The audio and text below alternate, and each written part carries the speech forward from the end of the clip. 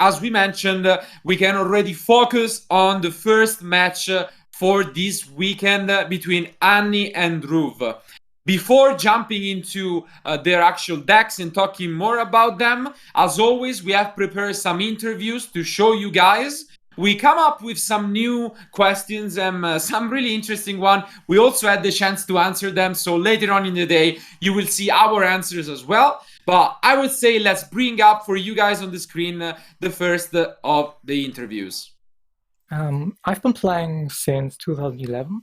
Like, of course, I knew about Yu-Gi-Oh! Since I was a kid, and I've always been playing a lot, and I was interested in it. But actually, I actually got into the game in around 2011, around the time Dark World was meta. And my favorite anime character is Pegasus because he's sus in more than just one way. I'm quite excited for Master Duel. I would be more excited for real-life events to come back, but for now, I guess Master Duel is a very nice way to play, even if we aren't able to do that in person. I've had the most fun playing with Noble Knight as a whole, and I was really excited when Infinite Noble Knights came out last year. And I've been playing them since they came out in 2012 and still play them till today.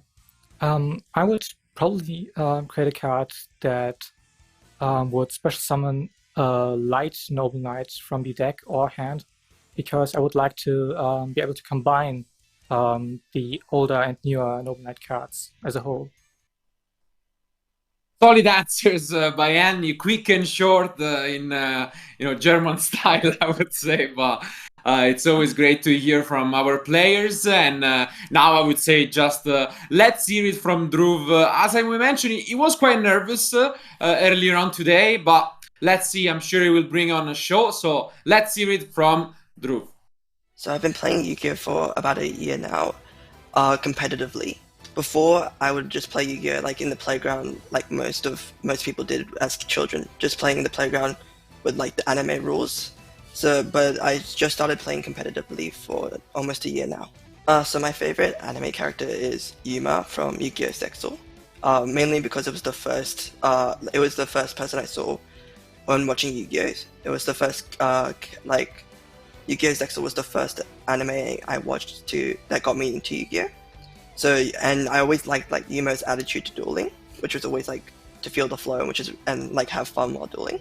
So that's why he's my favorite. So as of I can't really afford a lot of expensive products. So if Master Duel is free to play and relatively free, then I would definitely enjoy playing Master Duel. I can see myself playing several hours on Master Duel. But if it has a little bit of a paid factor to it, I might not enjoy it as much as I do. So the card theme that I've had the most fun playing with is the Dark Magician deck or card theme. I love the concept of Dark Magicians, mainly because it's such an iconic character, and being able to win duels using him feels just so satisfying. I would create a link one specifically for Dark Magician. So to make it a little bit more balanced and make it so that not any deck can use it, I would make it that you can only use Magician's Rod or Magician's Souls or a card that lists Dark Magician in its text, and that will be the link requirement for it. And basically what I would do is on link summon, you could search any card that lists Dark Magician in its text or Dark Magician Girl in its text, and it'll basically be a way for you to convert. Because sometimes when you're playing Dark Magician, right, sometimes you just draw souls or you just draw Rod, and it doesn't do much by itself. But if we have a link one that we can go into before making Verte, that can actually help us gain resources, it would be really huge for the deck, and it can actually help boost consistency. Nice words from Dhruv, and he wasn't as nervous, I guess, in the interview, so good and glad to hear that. But this was one of the things we discussed in the previous events as well. A remote duel invitational is no joke at all, and the stage is quite high, the stake is high, and you have a lot of eyes on, so it's quite possible for a lot of these players to be pretty nervous competing today, but hopefully they will shake it off really easily and quickly, and will be able to give us a show. And I think a show is what we will see, because out of the 15 players, we have 9 different decks for this event. So a lot of diversity. And although Tri-Brigade, as we mentioned, and as you will see in the meta discussion, has been seen as the most dominant deck of the format, we are starting off with no Tri-Brigades at all. In fact, we start things off with a quite interesting match.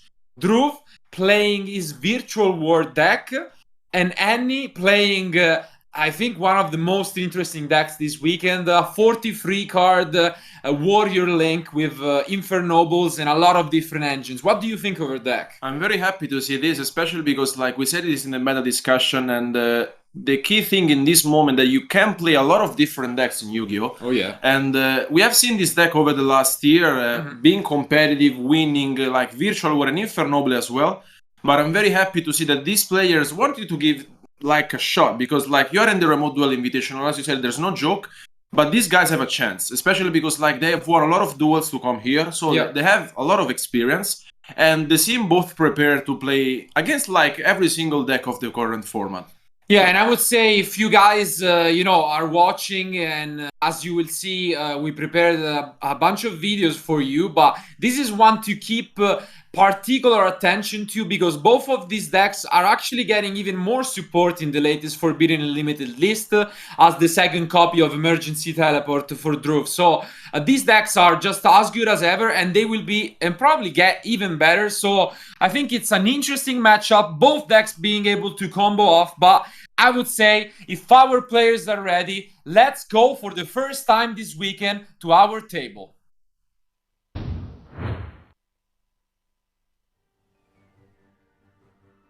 And here they are, so already looking promising, and although both are playing quite a few amount of end shops, do you think they will have an edge depending on the die roll?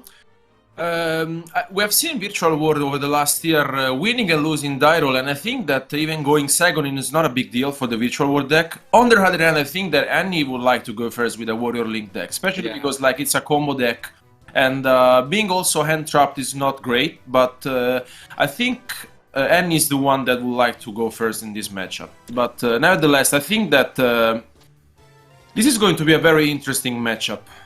Absolutely, and I mean, I don't know, it's always interesting because probably these guys might have prepared for a different matchup, so this is always interesting. I think Annie might have saw some Virtual Wars coming, but I don't think Dhruv prepared much for this matchup. So we will see if he already faced it and if he's able to actually get things going and understand even what the goal from Annie's deck is.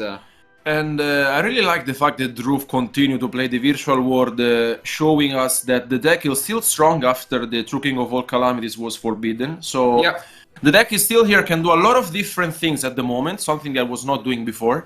And I really like the fact that you have the chance to do, Ultimael Zolkin and putting on Shenshen, which could be a very good problem for absolutely. It's definitely one of the most annoying cards in the deck, but let's see. It looks like Annie is going first. The connector would be one of the best, but it's actually the little brother. So the dolphin right away. Let's see if Dhruv has a response or if she will be able to just get rid of an end shop here. So she discards one of the Phantom Knights, and Dhruv is thinking about it. I think he's now realizing that he has to be... Okay, he has the Gamma, but he has double Gamma, okay.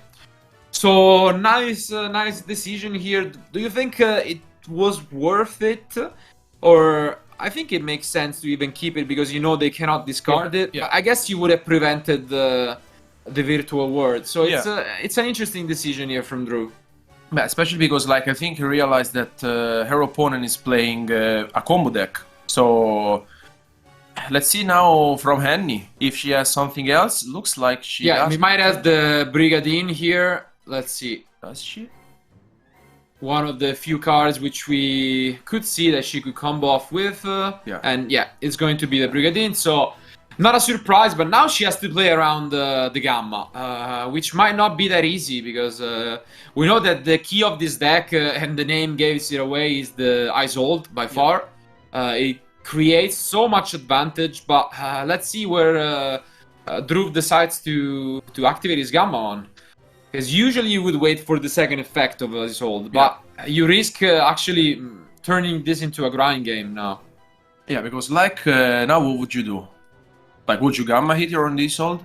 It's probably quite scary, but it does. So Gamma comes down, and now it's a risky play, because if Annie has the option to extend and go for a second ice hold, the second effect is still there, and we know that Dhruv has no more responses. Yeah. So let's see. It's all on Annie. Let's see. This was, I think, a risk that Dhruv wants to pay. Let's see. She could start things off, let's see, with the Phantom Knight Engrave. Definitely not easy. I think she only has 2 cards remaining, so it must be a pretty perfect pair here, but could have. So, and she is going off. Okay. So she starts with. Now we saw the Phantom Knight engine, but now we're going to focus with the Heritage of the Chalice. Maybe getting the Durandal, we'll see. So, still some gas from Annie. So.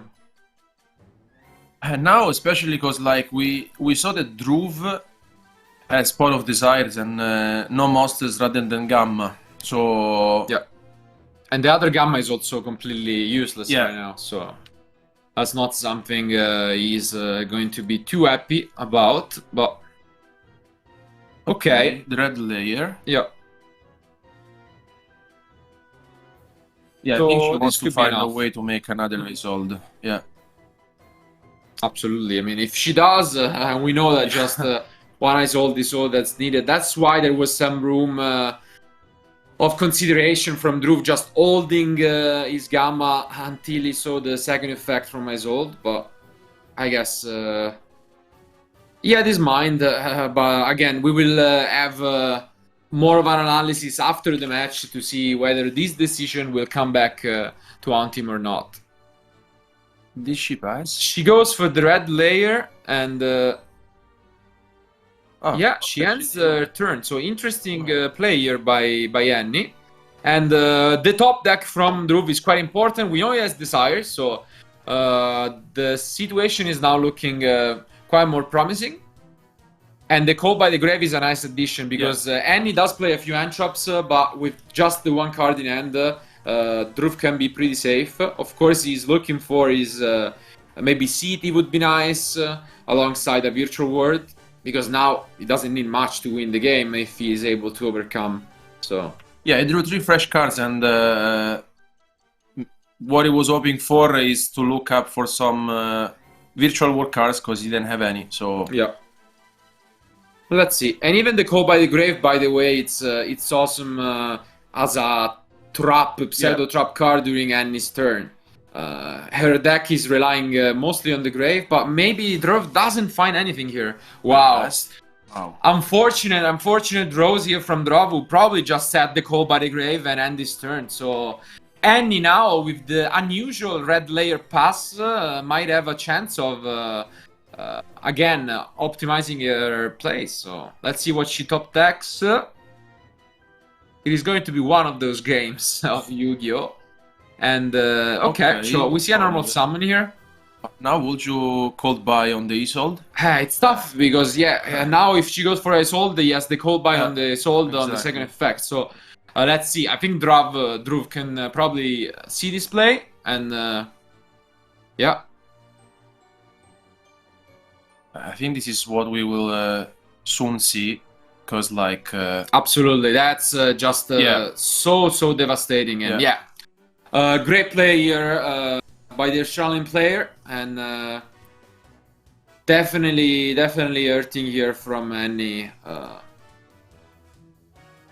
tough spot. I think she's only left with 1 card in hand at the moment, and it's not looking good. So I still am thinking about what possibly he could have picked up. I guess maybe just a bunch of Virtual World cards. Yeah, I mean, like she didn't have any other answer, maybe, but with the Durandal, because like she basically did red layer pass. Yeah. Ah, okay, Ooh, she had this okay. war. So this ward was the last card in the end.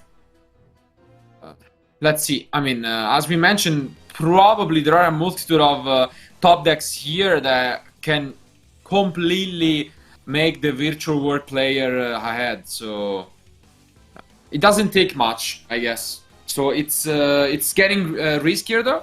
I think it's all gonna be on this next draw.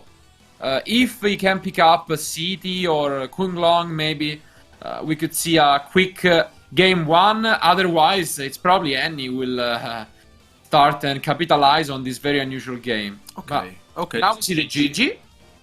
Yeah, which is good because like I think he was missing a piece. Okay, yeah. Okay, so he goes for a second one, and this is now looking quite tough from Annie. Still, he has to figure out what he banished with the Pot of Desires, but yeah, I mean, now it's he can extend. quite unlikely that he doesn't have much here. Again, I don't think she's in a very comfortable spot, and although her deck seems to be built in a way where every end is able to at least summon an Isolde, when she's left top decking, that's quite a hard, spot to be in. So yeah, the Gamma, not a surprise, was useless, so it is the card he's getting discarded for, but let's see. And now Dhruv has a lot of solution, because... this is probably, one of the turning points where we can see how much he knows his deck, because this is a focal point that we like to discuss. Some players just know the deck in and out, instantly know where they can go for game, or they can,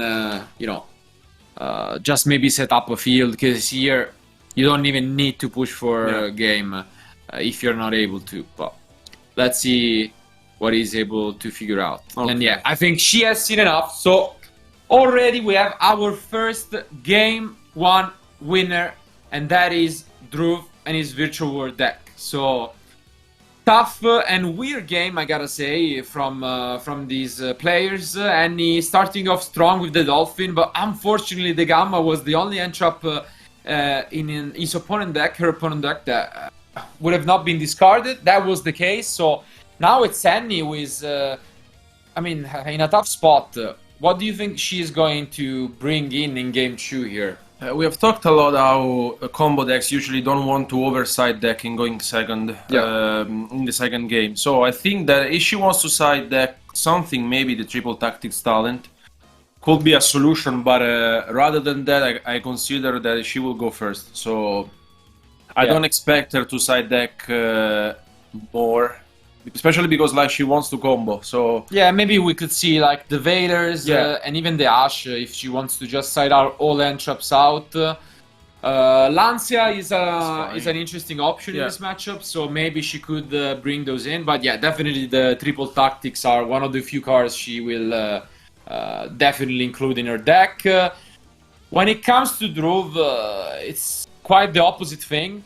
He probably switches a few of the entraps, but we can actually see that he was main decking 3 copies of Nibiru, which are quite useful here, and he has a very good side deck here.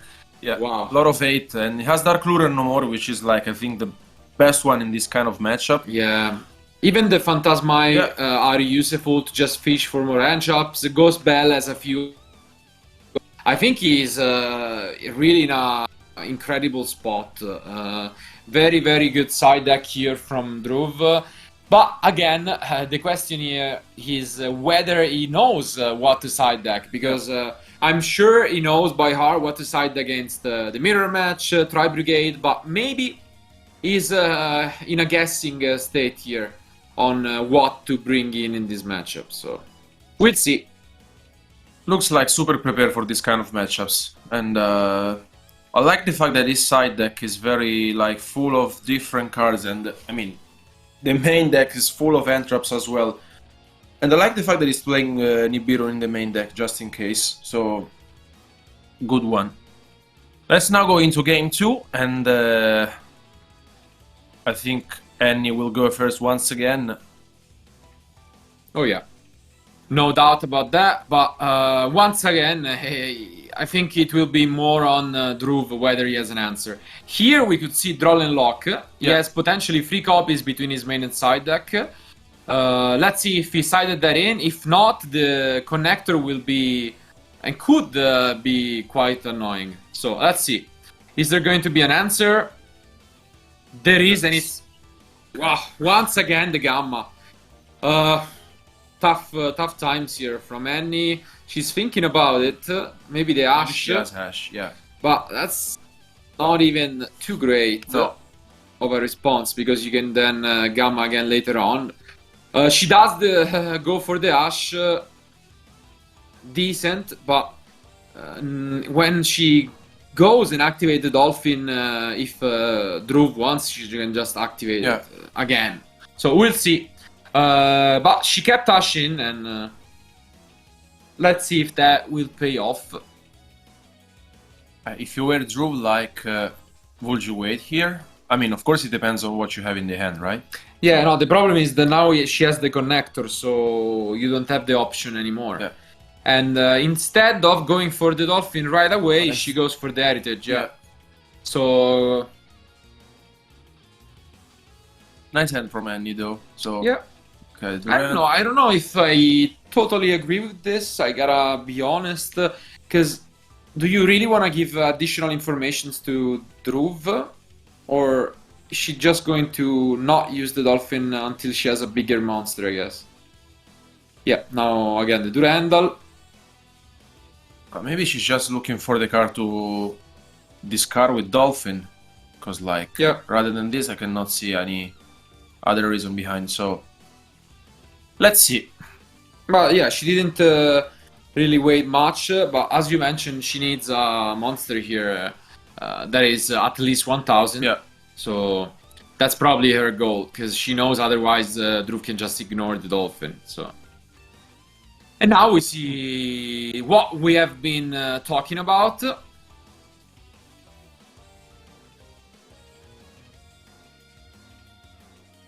And this is very good, because she drew what we were not expecting. At the moment, I think she's just explaining to Dhruv the girlfriend effect, which is very good though for the Warrior Link deck. And now I think Dhruv is thinking about it. So let's see if he has any answer. But it's always not easy if you're not familiar with this card, but wants to be sure that everything is clear. So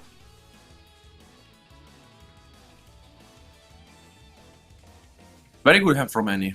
I really like this start. Yeah. No, she's playing it well.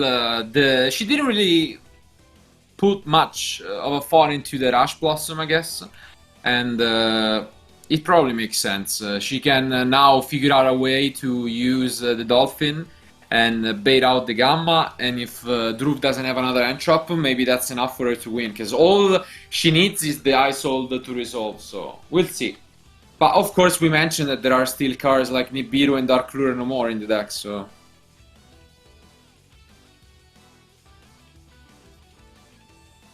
Yeah, I think Dhruv is considering it, because if he Gamma's here, then Isold could come. Okay, but he Gamma's here. Okay, I think it makes sense. What do you think? Because if you Gamma here, of course you can risk the Isold, but then there's the Dolphin as well. Of course, the Gearfried, in my opinion, is the key card that causes a lot of problems to players. Now, Annie can use the Dolphin, because she has the Renori hand, and then she could go into Isold if she wants to. So I think she's sitting in a very good position. If Dhruv has another Entrap, then let's now see. Okay, she discards the Heritage. Yeah. And now, let's see. So... Phantasmai. Okay.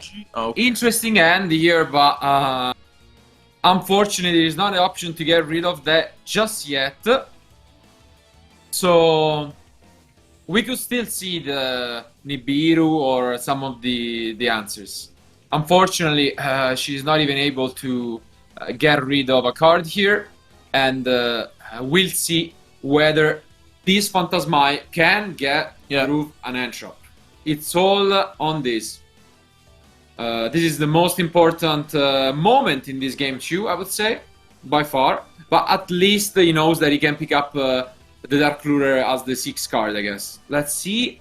Definitely looking for Nibiru or Ash Blossom, you know. Any of those could really just lock the game, I guess. Because she used a lot of resources here. She played really well around the Gamma, but she committed a lot. Yeah, I think that she took the decision to actually give his opponent the decision. Does he want to make Gamma on my Gearfried, or do I just go for Ice all then? And I think this decision is fine. I mean, he has to top deck an Ash to stop her, otherwise I think this all will go through. I mean, there are a few options, so Ash, Nibiru, Dark Ruler, but if he's not able to pick any of them up, then it's probably a game 3 coming our way. But I'm honestly hoping that we at least get to see the combo from Annie here. Because it's always nice to see these combo players coming up with these decks. So now we see the first effect, and this is a crucial moment. Are we going to see a top deck Ash Blossom from Dhruv?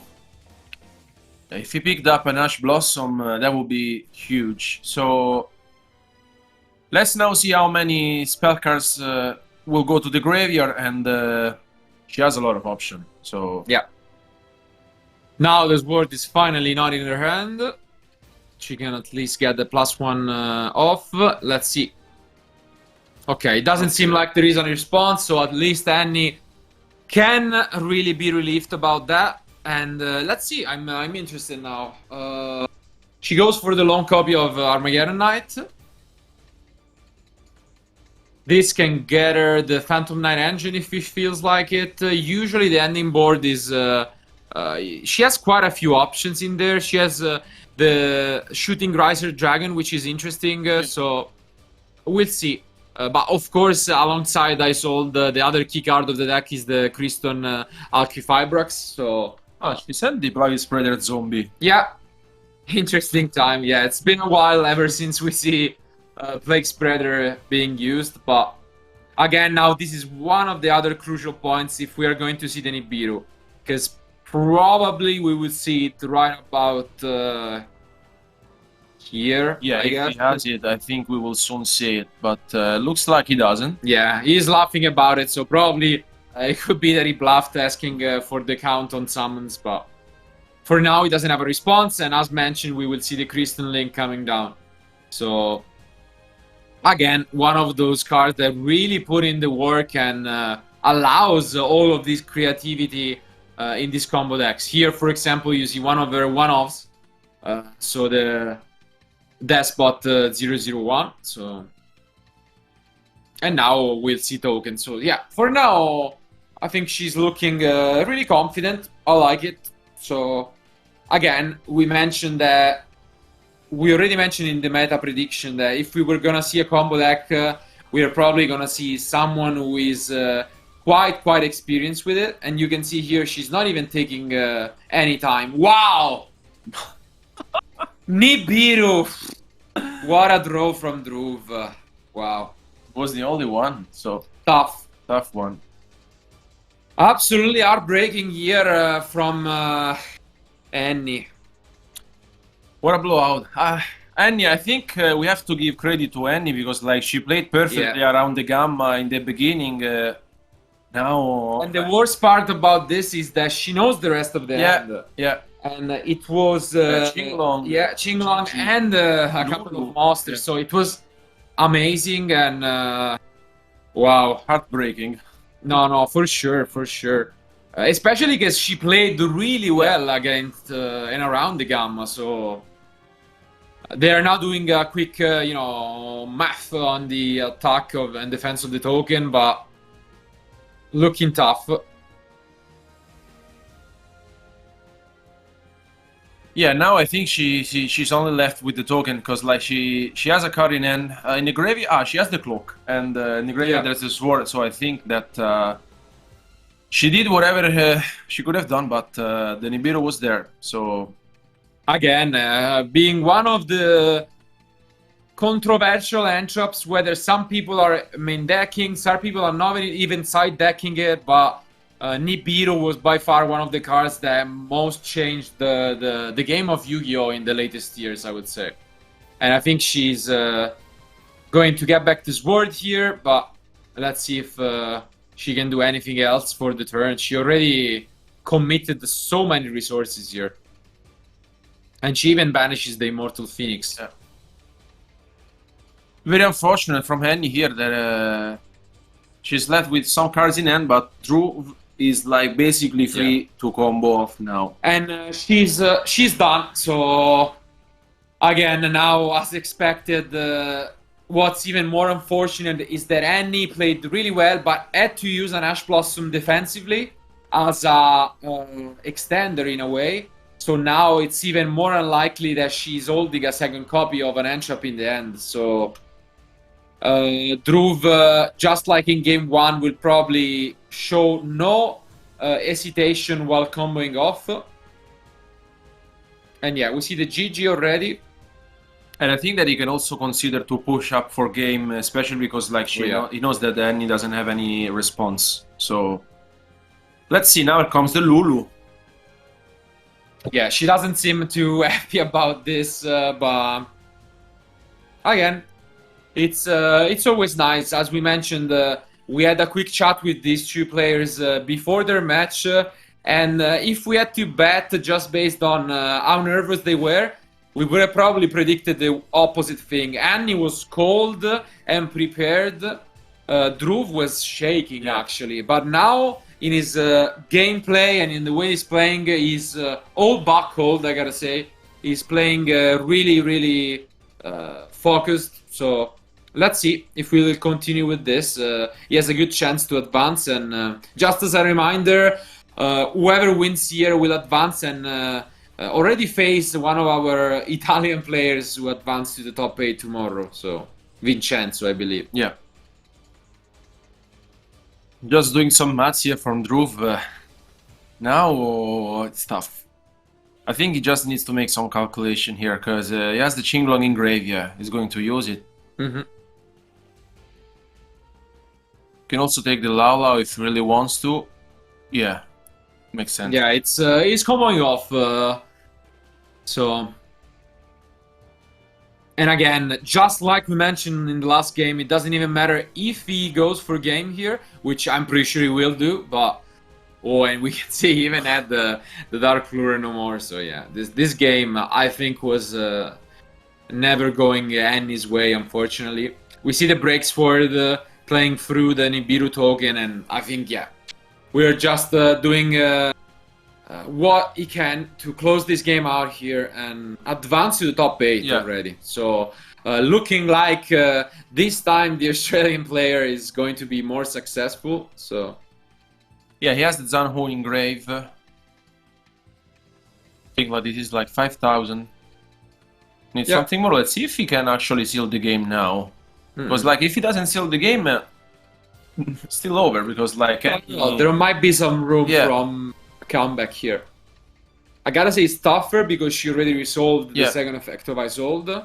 But yeah, we're going to move to the battle phase. So the game is not over yet, at least on paper. So I think he did add the trap though. So that's going to be quite annoying for Manny. But okay, so he goes for more of a controlling approach. Makes the Zeus. Just in case. I mean, and this is looking pretty good. So he's going instead to continue in main phase 2. Wondering... yeah, I mean, he set up this way, so he has 2 banished cards, I guess, for the trap card. But now Annie looking not the best. Especially because the Zeus alone is enough to push for game next turn. So she has a lot to face here. Yeah, he has the Juche, the Zeus. It's not easy. Now I was wondering maybe if he used the Lao Lao before with the Zanho. I don't know if maybe it was enough, but okay. Now Annie's turn. Yeah, she will try her best at least to stay in this game and.